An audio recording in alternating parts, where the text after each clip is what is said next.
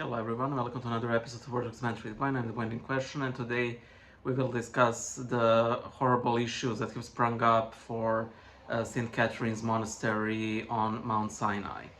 So what's the issue? Some history.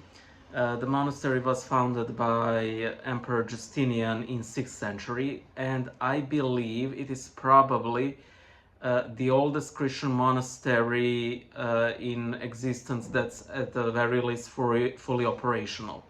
However, an Egyptian court ruled that the monks who are there are simply using essentially state property, and they intend to move the monks out in order to use the monastery edifice for tourism purposes, much like they use the pyramids. This is in direct contradiction to what the president of Egypt has promised to do, which is to essentially protect the monks. So there are, a couple of theories what's happening here. One is that the president was being facetious when it comes to the monastery, and that the intent of the Greek government was to remove the monks. The second, which I honestly believe is also completely possible, is that there was a lack of coordination and communication between the judiciary and the executive branches of the government. So the president is promising one thing, the judiciary is, doing something else. While we might, as Christians, be tempted to, blame this on this coordinated effort by Muslims to remove the Christian community, which is, of course, all possible. We must also not forget the possibility that this is simply human, inefficiency at work, and that this thing will resolve for the best. I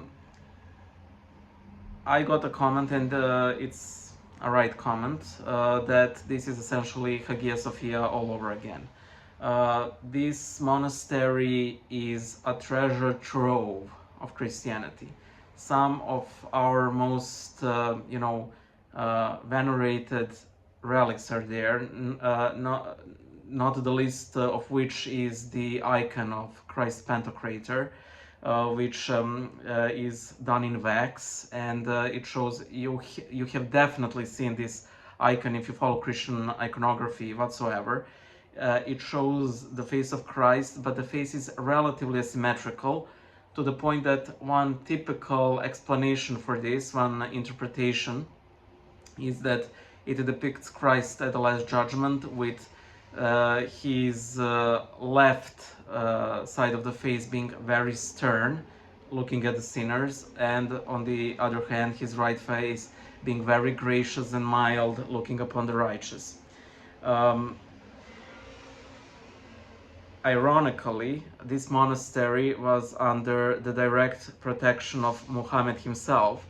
So one way you can definitely go in hell in both world religions is to, in two world religions, is to actually go against the monastery, because the monastery has a handprint of Muhammad, where he vouches for the protection, and the court is going directly against it. I just want to say some of my thoughts, that if the worst comes to pass, even if they manage to evict the monks, which of course would be a tragedy, and we should all keep the monastery in our prayers. I keep saying this, that Christianity is like dandelions. You can stomp it, but it will spread its seeds elsewhere. And there's parts in the Acts where it directly says that because of the persecutions, the disciples have scattered all around, spreading the word of God wherever they went. And it's always a similar story wherever we have these horrible persecutions. And as we know from the history of the church, the blood of the martyrs and confessors is the seed of the church, because it causes eventually the church to grow. There is no black mass, no hidden prayer, no dedication to Allah or whoever that can reduce the sacredness and holiness of a Christian holy place. None whatsoever. They may say their prayers, they may incant their blasphemous rites. Nothing whatsoever can damage the holiness. And actually in Serbian we have this beautiful word called crkvište. It's difficult to translate, but it's like, let me sort of translate it as a church dwelling. It's actually ruins of a church where people gather to pray, because despite the destruction, usually by the Ottoman Turks, it's still considered a holy place, and efforts are eventually made to restore it to its proper glory. Once I asked my late spiritual father what he would do if a Satanist were to desecrate the holy vessels used for the divine liturgy, and he said, I would leave no quarter to Satan. I would just rededicate these items back to the Lord and simply use them as if nothing had happened.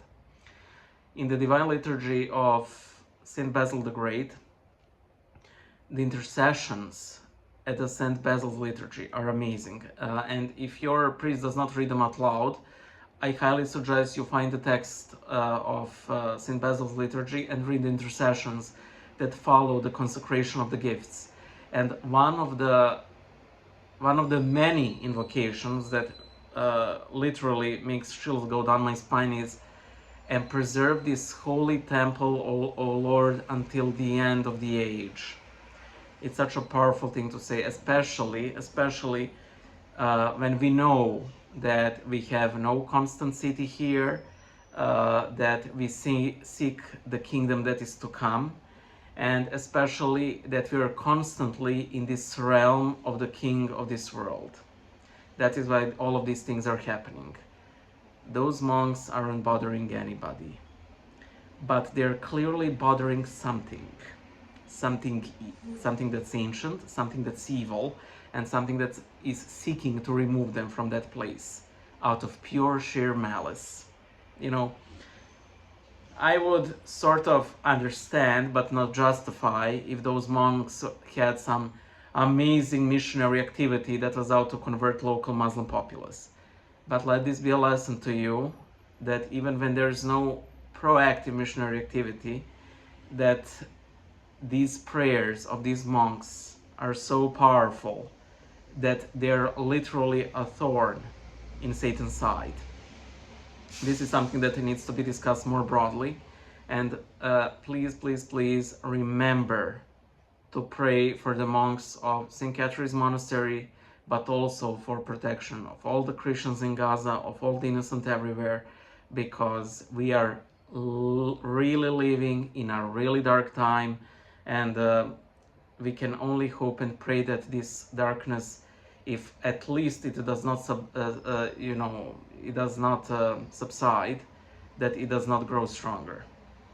May the Lord grant us this. Bye.